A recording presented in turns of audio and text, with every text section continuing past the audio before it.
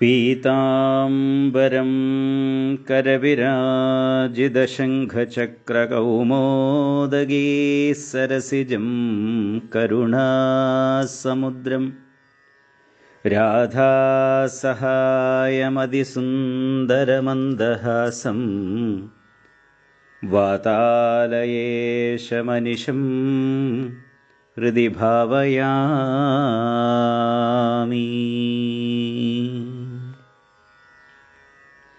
ഹരി ഓം.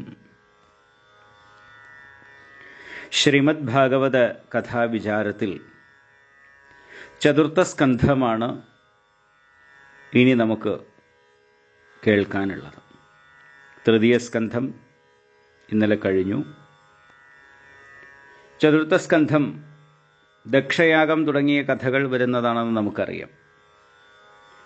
അതിലെ ഒന്നാമത്തെ അധ്യായത്തിൽ സ്വയംഭുവ മനുവിൻ്റെ പുത്രിമാരുടെ വംശപരമ്പരയെ വർണ്ണിക്കുന്നു. അതിൽ നരനാരായണ അവതാരം വരുന്നു. ഇങ്ങനെയൊക്കെയുള്ള ഭാഗങ്ങളാണ് ഈ ഒന്നാം അധ്യായത്തിൽ. വിതുര മൈത്രേയ സംവാദം തന്നെയാണ് ഈ ചതുർത്ഥ സ്കന്ധത്തിലും വരുന്നത്. മൈത്രേയ മഹർഷി വിതുരനോട് കഥ തുടർന്നു കൊണ്ടുവരുന്നു. സ്വയംഭുവ മനുവിന് ശതരൂപ എന്ന പത്നിയിൽ ആഗോതി, ദേവഹൂതി, പ്രസൂതി എന്നീ 3 പുത്രിമാരും പ്രിയവ്രതൻ, ഉത്താനപാദൻ എന്നീ 2 പുത്രന്മാരും ഉണ്ടായി. നേരത്തെ പറഞ്ഞതാണല്ലോ. അവരുടെ വംശപരമ്പര പറഞ്ഞു വരുമ്പോഴാണ് ആഗോതി എന്നതായ മകളെ രുചി പ്രജാപതി വിവാഹം കഴിച്ചു എന്ന് പറഞ്ഞു. ദേവഹൂതിയെ കർദമ പ്രജാപതി വിവാഹം കഴിച്ചു എന്നതായിട്ടുള്ള കഥ പറഞ്ഞു വരുമ്പോഴാണ് കപിലാവതാരവും കപിലോപദേശവും വന്നത്. അത് കഴിഞ്ഞതിന് ശേഷം പിന്നീടുള്ളതായ ഭാഗത്തെയാണ് പറയുന്നത്. അതിൽ ആഗോതിയെ പുത്രികാധർമ്മം അനുസരിച്ച് രുചി പ്രജാപതിക്ക് വിവാഹം കഴിച്ചു കൊടുത്തു. ഈ പുത്രികാധർമ്മം എന്ന് പറഞ്ഞു കഴിഞ്ഞാൽ വിവാഹം ചെയ്തു കൊടുത്തതായിട്ടുള്ള ആ മകളിൽ ജനിക്കുന്ന ആദ്യത്തെ പുത്രനെ തനിക്ക് മകനായി തരണം എന്ന വ്യവസ്ഥയാണ് പുത്രികാധർമ്മം എന്ന് പറയുന്നത്. അതായത് മകൾക്കുണ്ടാകുന്നതായ കുഞ്ഞിനെ തനിക്ക് വളർത്താൻ, തൻ്റെ മകനായിട്ട് വളർത്താൻ തനിക്ക് തരണം എന്നുള്ള വ്യവസ്ഥ, അതിനെയാണ് പുത്രികാധർമ്മം എന്ന് പറയുന്നത്. അങ്ങനെ ആ പുത്രികാധർമ്മം എന്നുള്ള വ്യവസ്ഥയോട് കൂടിയിട്ടാണ് രുചി പ്രജാപതിക്ക് വിവാഹം കഴിച്ചു കൊടുക്കുന്നത്. രുചി പ്രജാപതിക്ക് ആഗോതിയിൽ ഒരു മകനും ഒരു മകളും ഇരട്ടയായിട്ട് ജനിച്ചു. മകൻ വിഷ്ണുവിൻ്റെയും മകൾ ലക്ഷ്മി ദേവിയുടെയും അംശാവതാരമായിരുന്നു. അവരുടെ പേരുകളാണ് യജ്ഞൻ എന്നും ദക്ഷിണ എന്നും. യജ്ഞനെ വ്യവസ്ഥയ്ക്കനുസരിച്ച് സ്വയംഭുവ മനുവിന് കൊടുത്തു. ദക്ഷിണയെ രുചി പ്രജാപതി മകളായിട്ട് വളർത്തി. യൗവനയുക്തനായി തീർന്നപ്പോൾ തന്നിൽ അനുരക്തയായിട്ടുള്ള ദക്ഷിണയെ യജ്ഞൻ വിവാഹം ചെയ്തു.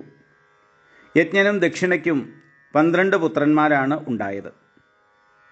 തോഷൻ, പ്രതോഷൻ, സന്തോഷൻ, ഭദ്രൻ, ശാന്തി, ഇടസ്പതി, ഇദ്മൻ, കവി, വിഭു, സ്വന്നൻ, സുദേവൻ, രോചനൻ എന്നിങ്ങനെയാണ് അവരുടെ പേരുകൾ.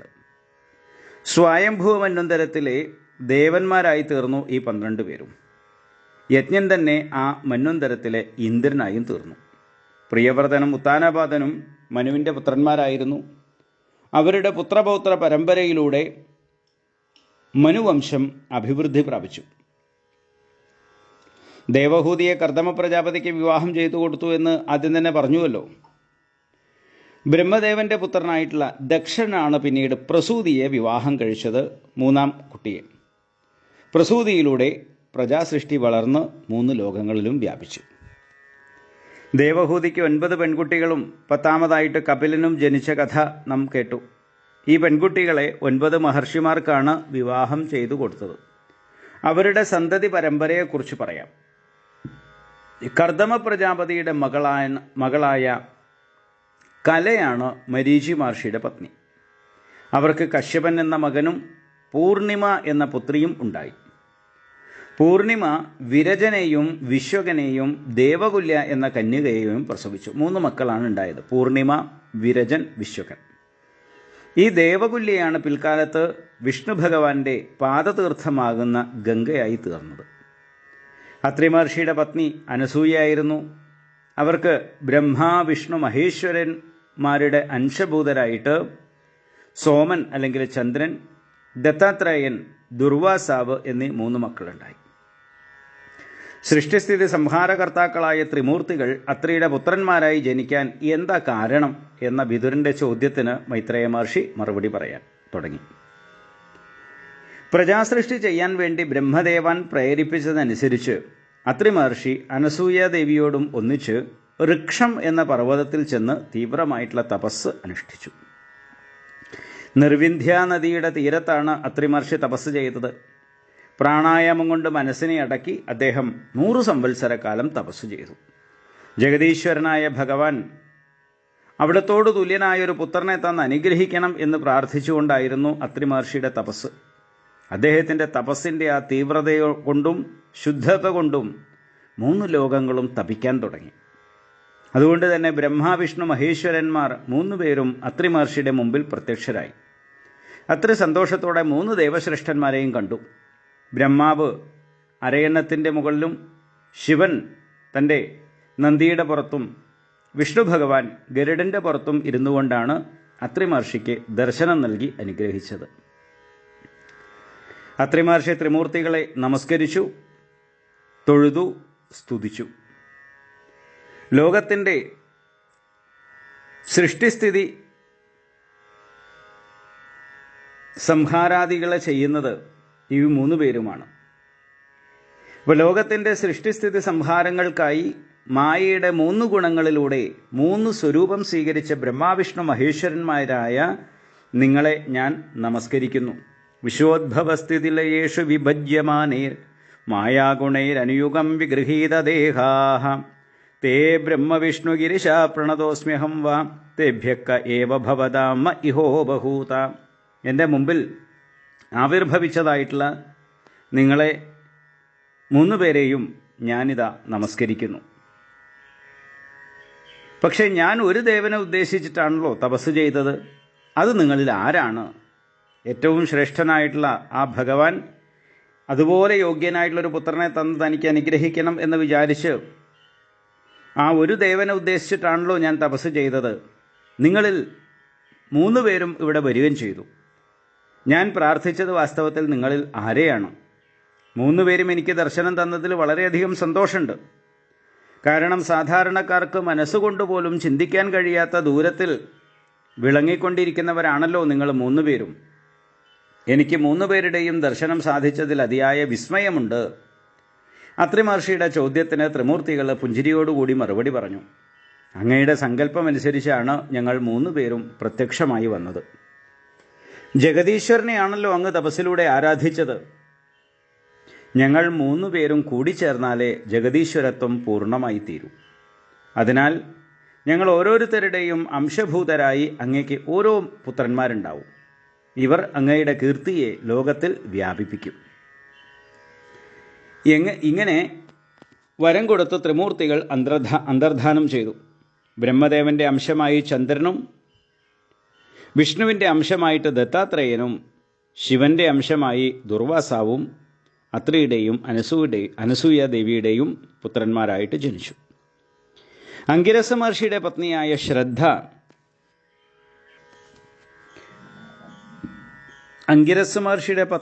ശ്രദ്ധ സിനിവാലി, കുഹു, രാക, അനുമതി ഇങ്ങനെ 4 പുത്രിമാരെയാണ് പ്രസവിച്ചത്. അംഗിരസന് 2 പുത്രന്മാരുണ്ടായി. സ്വാരോജിഷം എന്ന 2ാമത്തെ മന്വന്തരത്തിൽ അവർ ഉദധ്യൻ എന്നും ബൃഹസ്പതി എന്നും ഉള്ള പേരിൽ പ്രസിദ്ധരായി തീർന്നു. പുലസ്ത്യ മഹർഷിക്ക് ഹവിർഭു എന്ന പത്നിയിൽ അഗസ്ത്യ മഹർഷി ജനിച്ചു. അദ്ദേഹം കഴിഞ്ഞ ജന്മത്തിൽ ജഠരാഗ്നിയായിരുന്നു. മഹാതപസ്വിയായ വിശ്രവസ് മഹർഷിയും പുലസ്ത്യൻ്റെ പുത്രനാണ്. വിശ്രവസിൻ്റെ പുത്രനാണ് യക്ഷന്മാരുടെ അധിപതിയായ കുബേരൻ. ഇടവിടെയാണ് കുബേരൻ്റെ അമ്മ. അദ്ദേഹത്തിൻ്റെ തന്നെ മറ്റൊരു പത്നിയാണ് കൈകസി. ആ കൈകസിയിൽ വിശ്രവസ് മഹർഷിക്ക് രാവണൻ, കുംഭകർണൻ, വിഭീഷണൻ ഇങ്ങനെ 3 പുത്രന്മാരും ഉണ്ടായി. പുലഹൻ്റെ ഭാര്യയായിട്ടുള്ള ഗതി 3 പുത്രന്മാരെ പ്രസവിച്ചു. കർമ്മശ്രേഷ്ഠൻ, വരീയാംസൻ, സഹിഷ്ണു എന്നാണ് അവരുടെ പേര്. ക്രതുവിൻ്റെ ഭാര്യയായിട്ടുള്ള ക്രിയ ബ്രഹ്മതേജസ് കൊണ്ട് ജ്വലിക്കുന്നതായിട്ടുള്ള 60,000 ഋഷികളെയാണ് പ്രസവിച്ചത്.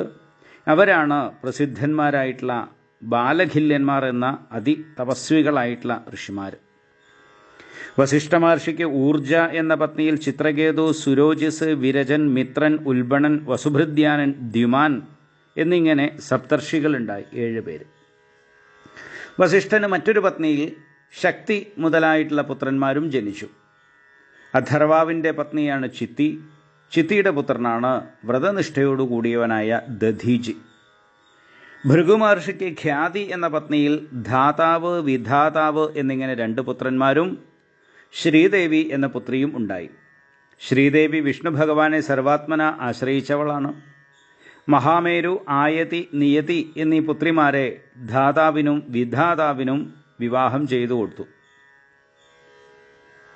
അവർക്ക് മൃഗണ്ഡനെന്നും പ്രാണനെന്നും 2 പുത്രന്മാരുണ്ടായി. മൃഗണ്ഡൻ്റെ പുത്രനാണ് മാർക്കണ്ഡേയൻ. പ്രാണൻ്റെ പുത്രനായി വേദശിരസ് എന്ന ഋഷി ജനിച്ചു. സർവജ്ഞനായ ശുക്രമഹർഷിയുടെ അച്ഛനായ കവി ഭൃഗുമഹർഷിയുടെ മറ്റൊരു പുത്രനാണ്. ഈ മഹർഷിമാർ അവരുടെ സൃഷ്ടി കൊണ്ട് ലോകത്തെ സമ്പുഷ്ടമാക്കി. കർദമപുത്രിമാരുടെ സന്താന പരമ്പരയെ കേട്ടാൽ തന്നെ പാപം നശിക്കും. മനുവിൻ്റെ മറ്റൊരു പുത്രിയായിട്ടുള്ള പ്രസൂതിയെ ബ്രഹ്മാവിൻ്റെ പുത്രനായ ദക്ഷ പ്രജാപതിക്കാണ് വിവാഹം ചെയ്തു കൊടുത്തത്. ദക്ഷന് പ്രസൂതിയിൽ സുന്ദരിമാരായിട്ടുള്ള 16 പുത്രിമാരാണ് ഉണ്ടായത്. ദക്ഷൻ അവരിൽ 13 പേരെ ധർമ്മപ്രജാപതിക്ക് വിവാഹം ചെയ്തു കൊടുത്തു. സ്വാഹയെ അഗ്നിക്ക് കൊടുത്തു. സ്വധയെ പിതൃക്കൾക്ക് കൊടുത്തു. അവസാനത്തെ പുത്രിയായിട്ടുള്ള സതിയെ ശ്രീ പരമേശ്വരനും പത്നിമാരായിട്ട് നൽകി. ആ 13 പേരുടെ പേര് ശ്രദ്ധ, മൈത്രി, ദയ, ശാന്തി, തുഷ്ടി, പുഷ്ടി, ക്രിയ, ഉന്നതി, ബുദ്ധി, മേധ, തിദിക്ഷ, ഹ്രീ, മൂർത്തി. ഇങ്ങനെ 13 പേരാണ് ധർമ്മപ്രജാപതിയുടെ പത്നിമാരായിട്ട് തീർന്നത്. അതിൽ ശ്രദ്ധയ്ക്ക് ശുഭം എന്ന് പറയുന്ന സന്താനമാണ് ഉണ്ടായത്. മൈത്രിക്ക് പ്രസാദം, ദയ അഭയം, ശാന്തിക്ക് സുഖം, തുഷ്ടിക്ക് മോദം, പുഷ്ടിക്ക് സ്മയം ഇവരെയൊക്കെ പ്രസവിച്ചു, അല്ലെങ്കിൽ അങ്ങനെയുള്ള സന്താനങ്ങൾക്ക് ജന്മം നൽകി. ക്രിയ യോഗത്തെയും, ഉന്നതി ദർപ്പത്തെയും, ബുദ്ധി അർത്ഥത്തെയും, മേധ സ്മൃതിയെയും, തിദിക്ഷ ക്ഷേമത്തെയും, ഹ്രീ പ്രശ്രയത്തെയും പ്രസവിച്ചു. ധർമ്മൻ്റെ പത്നിമാരിൽ സർവഗുണങ്ങളും തികഞ്ഞവളായിരുന്നു മൂർത്തി. ധർമ്മന മൂർത്തിയിൽ നരനെന്നും നാരായണനെന്നും വിഖ്യാതരായ 2 പുത്രന്മാരുണ്ടായി. അവരാണ് നരനാരായണന്മാർ. അവരുടെ ജനന സമയത്ത് പ്രപഞ്ചത്തിലെ എല്ലാവരും ആനന്ദ നിർവൃതരായി തീർന്നു. ജനങ്ങളുടെ മനസ്സും അതുപോലെ ദിക്കുകൾ, സരസുകൾ, പുഴകൾ ഇവയും തെളിഞ്ഞു. വായു മന്ദം മന്ദം വീശി. ആകാശത്തിൽ ദിവ്യവാദ്യങ്ങളൊക്കെ മുഴങ്ങി. ദേവന്മാരുടെ പുഷ്പവൃഷ്ടിയുണ്ടായി. മഹർഷിമാരൊക്കെ സ്തുതിച്ചു. ഗന്ധർവന്മാരും കിന്നരന്മാരും പാട്ടുപാടി. ദേവസ്ത്രീകൾ ആനന്ദ നൃത്തം ചെയ്തു. ബ്രഹ്മാവ് തുടങ്ങിയ ദേവന്മാർ സ്തുതിഗീതങ്ങൾ പാടി അവതാര സ്വരൂപികളായിട്ടുള്ള നരനാരായണന്മാരെ വാഴ്ത്തി സ്തുതിച്ചു. അപ്പോൾ ഇവിടെ ഈ ധർമ്മത്തിൻ്റെ 13 പത്നിമാർ എന്ന് പറഞ്ഞു കഴിഞ്ഞാൽ ഈ 13 ഗുണങ്ങളാണ് എന്ന് പറയുന്നുണ്ട്. ശ്രദ്ധ ഒരു ഗുണമാണ്. മൈത്രി, ദയ, ശാന്തി, തുഷ്ടി, പുഷ്ടി ഇതൊക്കെ ഓരോ ഗുണങ്ങളാണ്. അതിലൊക്കെ ഉണ്ടാകുന്നതായിട്ടുള്ള സന്താനങ്ങളാണ് ഈ ഗുണങ്ങളിൽ ഒരാൾക്ക് ഉണ്ടാകുന്നത്. അപ്പോൾ ഈ ശ്രദ്ധ എന്നുള്ളത് ധർമ്മത്തിനോട് കൂടി ചേർന്നാൽ, ധർമ്മൻ എന്ന് പറയുന്ന ഒരു വ്യക്തി, അദ്ദേഹം അതായത് നമ്മളിലുള്ള ധാർമ്മിക ബോധത്തോടു കൂടിയിട്ട് ശ്രദ്ധയുണ്ടായിക്കഴിഞ്ഞാൽ ആ ശ്രദ്ധയിലാണ് ശുഭമുണ്ടാവുക. നല്ല കാര്യങ്ങളിൽ ശ്രദ്ധയുണ്ടായിക്കഴിഞ്ഞാൽ ജീവിതത്തിൽ ശുഭമുണ്ടാകും. അതുപോലെ തന്നെ നല്ല ആളുകളോട് കൂടി മൈത്രി കൂട്ടുകെട്ടുണ്ടായിക്കഴിഞ്ഞാൽ ജീവിതം എപ്പോഴും പ്രസാദമായി തീരും, സന്തോഷമുള്ളതായി തീരും. ദയുണ്ടായിക്കഴിഞ്ഞാൽ ഭയമില്ലാതെയായിത്തീരും. അതാണ് അഭയം. ശാന്തി ഉണ്ടാകുമ്പോഴാണ് സുഖം ഉണ്ടാവുക. തുഷ്ടി ഉണ്ടാകുമ്പോൾ മോദമുണ്ടാകും. പുഷ്ടി ഉണ്ടാകുമ്പോൾ സ്മയമുണ്ടാകും. ക്രിയ ചെയ്യുമ്പോഴാണ് യോഗമുണ്ടാകുന്നത്. ഉന്നതി വരുംതോറും ദർപ്പം വരാൻ സാധ്യതയുണ്ട്. ബുദ്ധി ഉണ്ടാകുമ്പോഴാണ് അർത്ഥം സമ്പത്തുണ്ടാകുന്നത്. മേധ ഉണ്ടാകുമ്പോഴാണ് സ്മൃതി ഉണ്ടാകുന്നത്, ഓർമ്മയുണ്ടാകുക. ബുദ്ധിയിലാണല്ലോ ഓർമ്മയുണ്ടാകുന്നത്. തിദിക്ഷ സഹിക്കാനുള്ള കഴിവുള്ളവർക്കാണ് ജീവിതത്തിൽ ക്ഷേമമുണ്ടാകുന്നത്. ഇങ്ങനെയൊക്കെ ഈ 13 ഗുണങ്ങളും അവരിലുണ്ടാകുന്ന സന്താനങ്ങളും എന്നുള്ളത് പറഞ്ഞു. അപ്പോൾ മനുഷ്യൻ ആർജിച്ചെടുക്കേണ്ട ഗുണങ്ങളെയാണ് ഈ 13 പത്നിമാർ എന്ന് പറയുന്നത് എന്നും ഇവിടെ സൂചിപ്പിക്കുകയാണ്. അങ്ങനെ പിന്നീട് ദേവന്മാർ, ബ്രഹ്മാദി ദേവന്മാർ നരനാരായണന്മാരെ സ്തുതിക്കുന്നു. ആകാശത്തിൽ ഗന്ധർവനഗരം എന്നതുപോലെ ഈ പ്രപഞ്ചം പരമാർത്ഥ ദൃഷ്ടിയിലില്ലാത്തതാണ്. ആ പ്രപഞ്ചത്തെ യോഗമായ കൊണ്ട് ആത്മാവായ തന്നിൽ പ്രകാശിപ്പിച്ചത് ഹേ ഭഗവാനെ അവിടുന്നല്ലേ. പ്രപഞ്ചത്തിലുള്ള സത്യത്വബുദ്ധി കൊണ്ട് ആത്മസ്വരൂപത്തെ അറിയാതെ കഴിയുന്ന ജീവന്മാർക്ക് ആത്മതത്വത്തെ ഉദ്ബോധിപ്പിക്കാനാണല്ലോ ഋഷിരൂപത്തിലുള്ളതായ ഈ അവതാരം. പരമപുരുഷനായ അങ്ങേക്ക് ഞങ്ങളുടെ നമസ്കാരം. ശാസ്ത്രദൃഷ്ടിയ അനുമാനം കൊണ്ട് മാത്രം അറിയാൻ കഴിയുന്നവനാണ് അങ്ങ്. ലോകത്തിൻ്റെ നിലനിൽപ്പിന് കാരണമായ ധർമ്മത്തെ കാത്തുസൂക്ഷിക്കാൻ വേണ്ടി അവിടുന്ന് സത്വഗുണത്തിലൂടെ ദേവന്മാരായ ഞങ്ങളെ സൃഷ്ടിച്ചു. അപ്രകാരമുള്ള നിന്തിരുവടി കാരുണ്യ കടാക്ഷം വഴിഞ്ഞൊഴുകുന്ന നേത്രങ്ങളെ കൊണ്ട് ഞങ്ങളെ അനുഗ്രഹിച്ചാലും. ദേവന്മാരാൽ സ്തുതിക്കപ്പെട്ട നരനും നാരായണനും തപസ് ചെയ്യുന്നതിന് വേണ്ടി ഗന്ധമാദന പർവ്വതത്തിലേക്ക് യാത്രയായി. വിഷ്ണു ഭഗവാന്റെ അംശഭൂതരായ നരനും നാരായണനുമാണ് ഇപ്പോൾ കുരുവംശത്തിൽ അർജുനനായും യദുവംശത്തിൽ കൃഷ്ണനായും അവതരിച്ചിരിക്കുന്നവർ. ഭൂമിയുടെ ഭാരം തീർത്ത് അനുഗ്രഹിക്കാനാണ് അവരുടെ ഈ അവതാരം. അഗ്നിയുടെ പത്നിയായ സ്വാഹയ്ക്ക് പാവകൻ, പവമാനൻ, ശുചി എന്നിങ്ങനെ 3 പുത്രന്മാരാണ് ഉണ്ടായത്.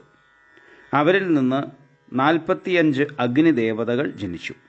ഈ 45 പേരും അവരുടെ പിതാക്കളായ പാവകൻ, പവമാനൻ, ശുചി എന്നിവരും അഗ്നിദേവനും ചേർന്ന് അഗ്നികൾ ആകെ 49 പേരായി. വൈദിക കർമ്മങ്ങളിൽ വേദജ്ഞരായ ഋഷികൾ അഗ്നിദേവതാത്മകങ്ങളായ ഇഷ്ടികൾ കൊണ്ട് ആരാധിക്കുന്നത് മേൽപ്പറഞ്ഞ 49 അഗ്നികളെയാണ്. അഗ്നികർമ്മങ്ങളില്ലാത്തവരും ഉള്ളവരുമായി അഗ്നിശ്വാത്തന്മാർ, ബർഹിഷത്തുക്കൾ, സോമപന്മാർ, ആജ്യപന്മാർ ഇങ്ങനെ പിതൃക്കൾ 4 ഗണങ്ങളിലാണ് പെടുന്നത്. പിതൃക്കളുടെ പത്നി ദക്ഷപുത്രിയായിട്ടുള്ള സ്വധയാണ്. പിതൃക്കൾക്ക് സ്വധയിൽ 2 പുത്രിമാർ ഉണ്ടായി. അവർ വയുനയും ധാരിണിയുമാണ്. അവർ 2 പേരും വേദം പഠിച്ചവരും ജ്ഞാനത്തിൻ്റെയും വിജ്ഞാനത്തിൻ്റെയും മറുകര കണ്ടവരുമായിരുന്നു.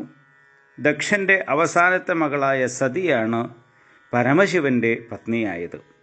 സതിക്ക് പരമശിവനിൽ നിന്ന് പുത്രന്മാരുണ്ടായില്ല. നിരപരാധിയായ ശിവനെ ദക്ഷൻ ദ്വേഷിച്ചതിൽ സങ്കടം സഹിക്കാതെ സതി യോഗാഗ്നിയിൽ ശരീരം ഉപേക്ഷിച്ചു. അതാണ് സന്തതി ഉണ്ടാവാതിരിക്കാൻ കാരണം. ഇങ്ങനെ മൈത്രേയ മഹർഷി ആ കഥയെ പറഞ്ഞ് വിരമിക്കുകയാണ് ചെയ്യുന്നത്. ഇങ്ങനെ വിരമിച്ചുകൊണ്ട് 1-ാമത്തെ അധ്യായം കഴിയുന്നു. 2-ാമത്തെ അധ്യായത്തിൽ ദക്ഷന് ശിവദ്വേഷം ഉണ്ടാകുന്നതിനുള്ള കാരണത്തെ പറഞ്ഞുകൊണ്ടാണ് തുടങ്ങുന്നത്. 2-ാമത്തെ അധ്യായത്തിൽ ചോദ്യം ചോദിച്ചുകൊണ്ടാണ് തുടങ്ങുന്നത്. അതായത് മൈത്രേയ മഹർഷിയോട് വിതുരൻ ചോദ്യം ചോദിക്കുന്നു. ഭവേ ശീലവതാം ശ്രേഷ്ഠേ എന്ന് പറഞ്ഞിട്ട് തുടങ്ങുകയാണ്. സകലവിധ സദ്ഗുണങ്ങളും തികഞ്ഞവനല്ലേ മഹാദേവനായിട്ടുള്ള ശിവൻ? ഇനി ദക്ഷപ്രജാപതിയാണെങ്കിൽ തൻ്റെ പുത്രിമാരോട് അത്യന്തം വാത്സല്യം ഉള്ളയാളുമാണ്.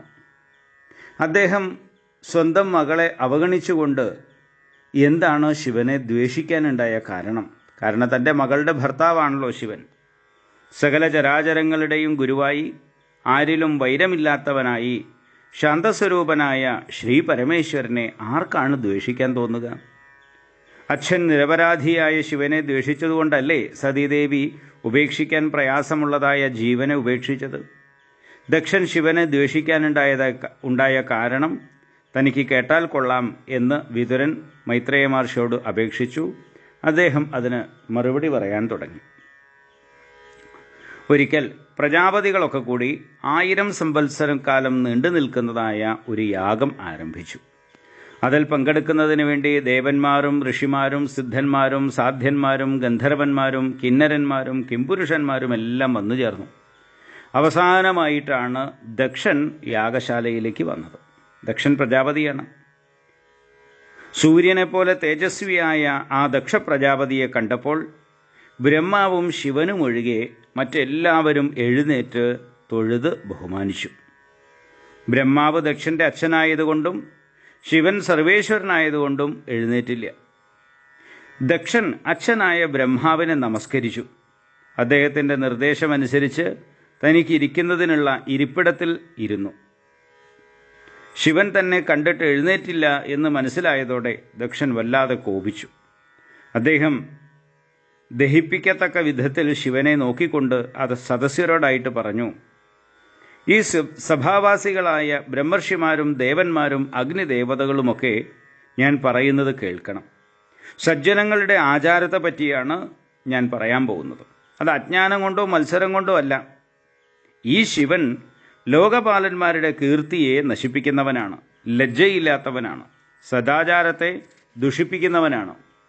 എൻ്റെ മകളെ വിവാഹം കഴിച്ചതുകൊണ്ട് ഇയാൾ എൻ്റെ ശിഷ്യൻ എന്ന നിലയെ പ്രാപിച്ചവനാണ്.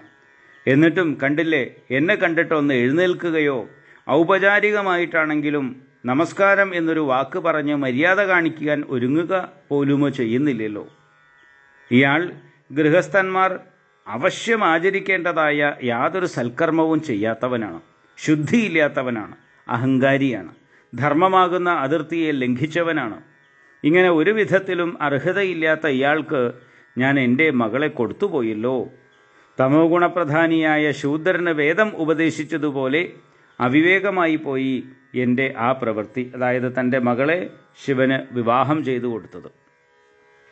ഇയാൾ പ്രേതങ്ങളുടെ വാസസ്ഥലമായിരിക്കുന്ന ശ്മശാനത്തിൽ ഭൂതപ്രേതങ്ങളോടുകൂടി നഗ്നനായി ഉന്മത്ത നൃത്തം ചെയ്യുന്നവനാണ്. അകാരണമായി ചിരിക്കുന്നവനാണ്. ചിലപ്പോൾ വെറുതെ കരഞ്ഞുകൊണ്ട് നടക്കും. ചുടലഭസ്മം ദേഹം മുഴുവൻ പൂശി നടക്കുന്നവനാണ്. തലയോടുകൊണ്ടുള്ള മാലയണിയുന്നവനാണ്. മനുഷ്യരുടെ എല്ലുകളാണ് ഇയാൾ ആഭരണങ്ങളായി ധരിക്കുന്നത്. ശിവൻ എന്നാണ് പേരെങ്കിലും, ശിവൻ എന്ന് പറഞ്ഞാൽ മംഗളസ്വരൂപൻ എന്നാണ് അർത്ഥം. ശിവൻ എന്നാണ് പേരെങ്കിലും അമംഗള സ്വരൂപിയായിട്ടാണ് ഇവൻ നടക്കുന്നത്. സദാ മതമത്തനായിട്ടാണ് ഇരിക്കുന്നത്. ഉന്മാദികൾക്ക് പ്രിയപ്പെട്ടവനാണ്. തമോ ഗുണപ്രധാനികളായ ഭൂതങ്ങളുടെയൊക്കെ അധിപനായിട്ടാണ് ഇരിക്കുന്നത്. പിശാചുക്കളുടെ നാഥനാണ്. ശരീരശുദ്ധിയും മനഃശുദ്ധിയുമില്ലാത്ത ഇയാൾക്ക് എൻ്റെ മകളെ കൊടുക്കാൻ എനിക്ക് തീരെ ഇഷ്ടമുണ്ടായിരുന്നില്ല. എൻ്റെ അച്ഛനായ ബ്രഹ്മാവ് പറഞ്ഞതുകൊണ്ട് നിവൃത്തിയില്ലാത്തതിനാൽ കൊടുത്തുപോയതാണ്. ഇങ്ങനെയൊക്കെ ദക്ഷൻ ശിവനെ അധിക്ഷേപിച്ചു, നിന്ദിച്ചു.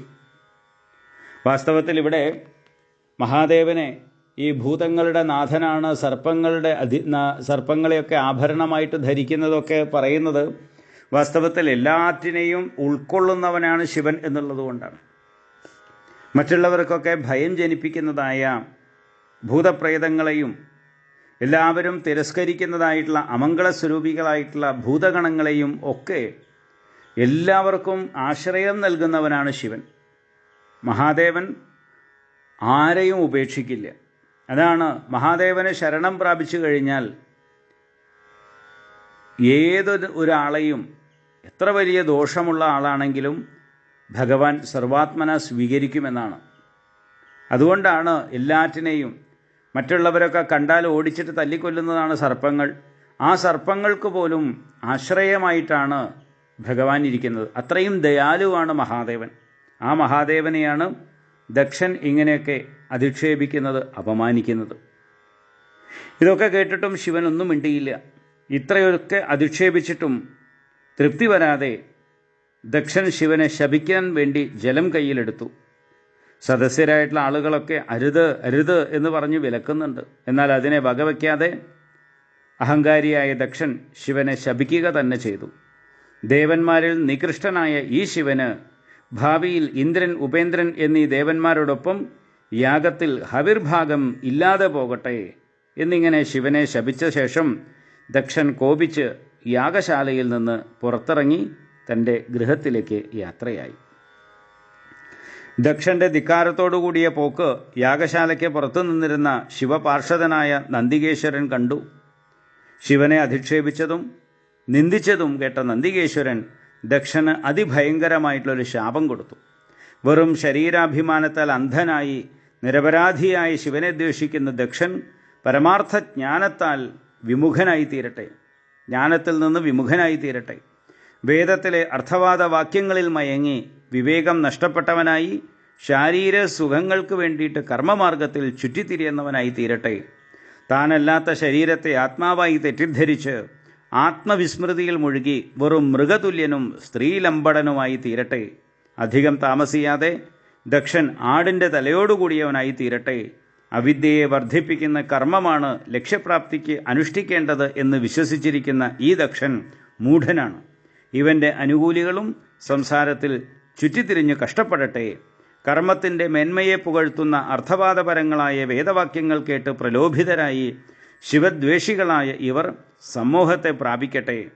ദക്ഷനെ അനുകൂലിക്കുന്ന ബ്രാഹ്മണർ ശുദ്ധിയെയോ അശുദ്ധിയെയോ നോക്കാതെ ഭക്ഷിക്കുന്നവരും ഉപജീവനത്തിനു വേണ്ടി വിദ്യ, തപസ്, വ്രതങ്ങൾ ഇവയെ വിൽക്കുന്നവരും ധനത്തിലും ദേഹത്തിലും ഇന്ദ്രിയങ്ങളിലും ആസക്തരുമായി ഭവിക്കട്ടെ. അവർ യാചകരായി അലഞ്ഞു തിരിയുന്നവരായി തീരട്ടെ. ഇങ്ങനെയൊക്കെ നന്ദികേശ്വരൻ ശപിക്കുകയാണ്. ഇങ്ങനെ ബ്രാഹ്മണരെ ഒട്ടാകെ നന്ദികേശ്വരൻ ശപിച്ചത് കേട്ടതായ ഭൃഗു മഹർഷി എഴുന്നേറ്റ് ശിവപാർഷദന്മാരെയും ശപിച്ചു. ശൈവവ്രതം അനുഷ്ഠിക്കുന്നവരും അവരെ അനുവർത്തിക്കുന്നവരും ശാസ്ത്രത്തിന് വിരുദ്ധമായ പാഖണ്ഡമതത്തെ അവലംബിക്കുന്നവരുമായി തീരട്ടെ ശിവഭൂതഗണങ്ങൾ. ശുദ്ധിയില്ലാത്തവരും മൂഢബുദ്ധികളും ജട, ഭസ്മം, അസ്ഥി എന്നിവയൊക്കെ ധരിക്കുന്നവരുമായി മദ്യത്തിന് പ്രാധാന്യമുള്ള ശൈവദീക്ഷാ സമ്പ്രദായത്തെ പിന്തുടരുന്നവരായി ഭവിക്കട്ടെ. ധർമ്മത്തെ ഉപദേശിക്കുന്ന വേദത്തെയും വേദജ്ഞരായ ബ്രാഹ്മണരെയും നിങ്ങൾ നിന്ദിക്കുന്നു. വേദത്തിനും ബ്രാഹ്മണർക്കും പ്രമാണം ഭഗവാനാണ്. ശുദ്ധവും സനാതനവുമായ വേദത്തെ അവഹേളിച്ചതിനാൽ നിങ്ങൾ വേദവിരുദ്ധമായ നീചധർമ്മത്തെ പ്രാപിക്കുന്നവരായിത്തീരും. തമോ ഗുണപ്രധാനികളായ നിങ്ങളുടെ ആരാധ്യദേവൻ തമോ ഗുണപ്രധാനിയായ ഭൂതാദിനാഥനാണല്ലോ. ഇങ്ങനെ ശിവപാർഷദന്മാരെ ഭൃഗുമഹർഷിയും ശപിച്ചു. ഇത്രയും കഴിഞ്ഞപ്പോൾ ശിവൻ അല്പം മനപ്രയാസത്തോടെ പരിവാരങ്ങളോടൊന്നിച്ച് കൈലാസത്തിലേക്ക് മടങ്ങിപ്പോയി. പ്രജാപതികൾ പിന്നീട് അനിഷ്ട അനുഭവങ്ങളൊന്നും കൂടാതെ 1000 സംവത്സരക്കാലം നീണ്ടു നിൽക്കുന്നതായ ആ യാഗം പൂർത്തിയാക്കി ഭഗവാൻ ശ്രീഹരിയെ ആരാധിച്ചു. ഗംഗാ യമുനകളുടെ സംഗമസ്ഥാനമായ പ്രയാഗയിൽ ഔഭൃത സ്നാനം നിർവഹിച്ച് അവരെല്ലാം അവരവരുടെ സ്ഥാനങ്ങളിലേക്ക് മടങ്ങിപ്പോവുകയും ചെയ്തു. മഹാദേവൻ ആ യാഗശാലയിൽ നിന്നും അല്ലെങ്കിൽ ആ സത്രശാലയിൽ നിന്നും ഇറങ്ങിപ്പോകുന്ന സമയത്ത് ഭഗവാന് അല്പം ഒരു ചെറിയ മനപ്രയാസം ഉണ്ടായിരുന്നു. വിമന ഇവ ഒരു ചെറിയ മനപ്രയാസത്തോടു കൂടിയിട്ടാണ് ഭഗവാൻ അവിടെ നിന്നും പോയത്. കാരണം ഒരു സദസ്സിലേക്ക് വന്ന് ഇവിടെ ഒരു കാലുഷ്യമുണ്ടായി എന്നുള്ളത് ഈ ദക്ഷൻ്റെ പ്രവൃത്തി കൊണ്ട് മഹാദേവന് തോന്നി.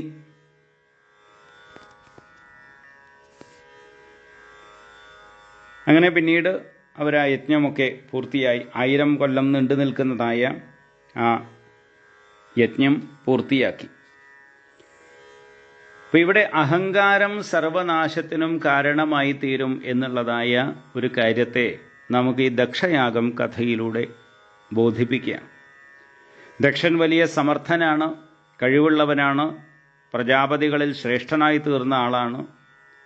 എന്നിട്ടും ഈശ്വരനിന്ദ എന്നുള്ള കാര്യത്തിൽ പ്രവർത്തിച്ചതുകൊണ്ട്, തൻ്റെ ജാമാതാവാണെന്ന് കരുതി മഹാദേവനെ നിന്ദിച്ചതുകൊണ്ട് തന്നെ ആ ദക്ഷൻ അഹങ്കാരത്താൽ പതിതനായി തീരുകയാണ്. വാസ്തവത്തിൽ ദക്ഷയാഗം കഥയിലൂടെ നമ്മയൊക്കെ ബോധിപ്പിക്കുന്നതായ, അഥവാ വേദവ്യാസ മഹർഷി നമ്മെ ബോധിപ്പിക്കാൻ ശ്രമിക്കുന്നതായിട്ടുള്ളൊരു കാര്യം, അഹങ്കാരം എന്നുള്ളത് നമ്മുടെ സർവനാശത്തിനും കാരണമായി തീരും എന്നുള്ളതായ ഒരു വിശേഷമായിട്ടുള്ള കാര്യത്തെയാണ്. നമുക്കെല്ലാം ഓരോ തരത്തിലുള്ള കഴിവുകൾ ഉണ്ടായിരിക്കാം. പക്ഷേ ഈ കഴിവുകളൊക്കെ ഈശ്വരൻ്റെ ഒരു വരദാനമാണ്, അനുഗ്രഹമാണ് എന്നതായിട്ടുള്ള ഒരു ഭാവത്തോടു കൂടിയാണ് നാം ജീവിക്കേണ്ടതും പ്രവർത്തിക്കേണ്ടതും. കാരണം ക്ഷണികമായ ഈ ജീവിതത്തിൽ നശ്വരമായിട്ടുള്ള ഈ ദേഹത്തിൽ ഇരുന്നു കൊണ്ട് നമ്മൾ പല പ്രവർത്തികൾ ചെയ്യുന്നുണ്ട്. അപ്പം നാം ഏതെല്ലാം തരത്തിലുള്ള പ്രവൃത്തികളൊക്കെ ചെയ്യുകയാണെങ്കിലും ശരി, ഇതൊക്കെ ഈശ്വരൻ്റെ ഒരു വരദാനമായി നമുക്ക് പ്രവർത്തിക്കാനുള്ളതായ സാമർഥ്യം നൽകുന്നത് ഈശ്വരനാണ്. നമ്മുടെ ബുദ്ധിയെ പ്രചോദിപ്പിക്കുന്നത്, പ്രവർത്തിപ്പിക്കുന്നത്, ഒന്ന് ആലോചിച്ച് നോക്കൂ. നമ്മുടെ ഈ ബുദ്ധി അല്ലെങ്കിൽ നമ്മുടെ മനസ്സ്, ഇതിലെന്തെങ്കിലും ഒരു പാകപ്പഴ വന്നു കഴിഞ്ഞാൽ നമ്മളെയൊക്കെ ഭ്രാന്തനെന്ന് വിളിക്കാൻ തുടങ്ങും. ഒരു ചെറിയതായ ഒരു ആഘാതം മനസ്സിന് തട്ടിക്കഴിഞ്ഞാൽ നമ്മുടെ മനോനില മാറ്റം വരാം. ഇനി ശരീരമാകട്ടെ, രാവിലെ ഉണർന്നെഴുന്നേൽക്കുന്ന സമയത്ത് ഈ ആരോഗ്യത്തോടു കൂടി നമുക്ക് ഉണർന്നെഴുന്നേൽക്കാൻ സാധിക്കുമോ എന്നറിയില്ല. ഇന്നത്തെ കാലത്തൊക്കെ നമുക്ക് പ്രത്യേകിച്ചും അറിയാം എന്തെല്ലാം തരത്തിലുള്ള രോഗങ്ങളാണ് നമ്മളെയൊക്കെ ബാധിക്കുന്നത് അല്ലെങ്കിൽ കാർന്ന് തിന്നുന്നത്. എപ്പോഴോ ഒരു ദിവസം പോയിട്ട് എന്തോ ഒരു വേദന തോന്നുമ്പോഴോ അസ്വസ്ഥത തോന്നുമ്പോഴോ ഒന്ന് പോയി ടെസ്റ്റ് ചെയ്യുമ്പോഴായിരിക്കാം ആ അസുഖമുണ്ട്, ഈ അസുഖമുണ്ട് എന്നൊക്കെ അറിയാം. ഇതൊന്നുമില്ലാതെ നമ്മളെ കാത്തു സൂക്ഷിക്കുന്നത് ഈശ്വരനാണ് എന്നുള്ളൊരു ബോധത്തോടു കൂടി കഴിയാവുന്ന നല്ല പ്രവൃത്തികൾ ചെയ്ത് നമുക്ക് ജന്മം തന്നതായിട്ടുള്ള, അതായത് നമ്മുടെ മാതാപിതാക്കളാണ് നമുക്ക് ജന്മം തന്നതെങ്കിൽ കൂടി നമ്മുടെ എല്ലാം പരമപിതാവും മാതാവുമായിട്ടിരിക്കുന്നത് സാക്ഷാൽ ഈശ്വരനല്ലേ. ചുരുങ്ങിയ പക്ഷം നമുക്ക് ജന്മം തന്നതിൽ ഈശ്വരന് പശ്ചാത്താപം തോന്നാത്ത, കുറ്റബോധം തോന്നാത്ത വിധത്തിലെങ്കിലും നമ്മൾ പ്രവർത്തിക്കണ്ടേ. കഴിയാവുന്ന നല്ല കാര്യങ്ങൾ ചെയ്യുമ്പോഴാണല്ലോ ഈശ്വരനും നമ്മെക്കുറിച്ച് ഒരു അഭിമാനം തോന്നുക. ഒരു സാധാരണ നിലയിൽ ചിന്തിച്ചു കഴിഞ്ഞാൽ തന്നെ നമ്മുടെ മക്കൾ, നമ്മുടെയൊക്കെ കുട്ടികളുണ്ടെന്നുണ്ടെങ്കിൽ ആ മക്കളൊക്കെ നല്ല പ്രവർത്തികൾ ചെയ്ത് നല്ല പേരും പ്രശസ്തിയും സമ്പാദിക്കുമ്പോഴാണല്ലോ ആ കുഞ്ഞിൻ്റെ അല്ലെങ്കിൽ അവരുടെ രക്ഷിതാക്കൾക്ക്, മാതാപിതാക്കൾക്ക് സ്വന്തം മക്കൾ എന്നുള്ള ഒരു അഭിമാനം ഉണ്ടാകുന്നത്. അതേസമയം അവരെന്തെങ്കിലും നിന്ദിതമായ പ്രവൃത്തിയിലോ അല്ലെങ്കിൽ ഏറ്റവും നീചമായിട്ടുള്ള ഏതെങ്കിലും കാര്യത്തിലോ ഏർപ്പെട്ട് അവരുടെ പത്രവാർത്തകളും പേരുമൊക്കെ പത്രത്തിലോ ടി വിയിലൊക്കെ വന്നു കഴിഞ്ഞാൽ അപമാനം കൊണ്ട് തല കുനിയുന്നത് മാതാപിതാക്കളുടെ ആയിരിക്കും. അങ്ങനെയാണല്ലോ, സ്വന്തം മക്കൾ ഏതെങ്കിലും മോശമായിട്ടുള്ള ഒരു നീചപ്രവൃത്തിയിൽ ഏർപ്പെട്ട് കഴിഞ്ഞാൽ ആ രക്ഷിതാക്കൾക്ക് അഭിമാനമല്ല അപമാനമാണ് ഉണ്ടാവുക. അതേ രീതിയിൽ തന്നെ ഈശ്വരൻ്റെ സന്താനങ്ങളായ നമ്മളൊക്കെ കഴിയാവുന്ന തരത്തിൽ നമുക്ക് ചെയ്യുന്നതിന് പരിമിതികളുണ്ടെങ്കിൽ കൂടി അവരവരുടെ കഴിവിനനുസരിച്ച് എന്തെങ്കിലും നല്ല പ്രവൃത്തികൾ ചെയ്ത് നല്ലൊരു പേരുണ്ടാക്കുമ്പോഴല്ലേ നമ്മളെയൊക്കെ സൃഷ്ടിച്ചതായിട്ടുള്ള ഈശ്വരന് നമ്മളെക്കുറിച്ചൊരു അഭിമാനവും തൻ്റെ ഈ ഒരു പ്രവൃത്തി നന്നായി എന്നുള്ളതായൊരു തോന്നലും ഉണ്ടാവുക. അല്ലെങ്കിൽ നേരെ വിപരീതമല്ലേ ഉണ്ടാവുക. അതുകൊണ്ട് തന്നെ ഇവിടെ ദക്ഷൻ്റെയും പ്രവൃത്തി ഈശ്വരൻ നൽകിയതായിട്ടുള്ള സാമർഥ്യം കൊണ്ട്, ഈശ്വരൻ നൽകിയതായ കഴിവ് കൊണ്ട് ഈശ്വരൻ നിന്ദ ചെയ്യുന്നതായിട്ടുള്ള ആ ഒരു പ്രവൃത്തി അത് സർവനാശത്തിനും കാരണമായി തീരും എന്നുള്ളത് കാണിക്കുകയാണ്. അതാണ് അവസാനം ദക്ഷന് ആടിൻ്റെ തല കിട്ടട്ടെ എന്ന് പറഞ്ഞിട്ടാണ് നന്ദികേശ്വരൻ ശപിക്കുന്നത്.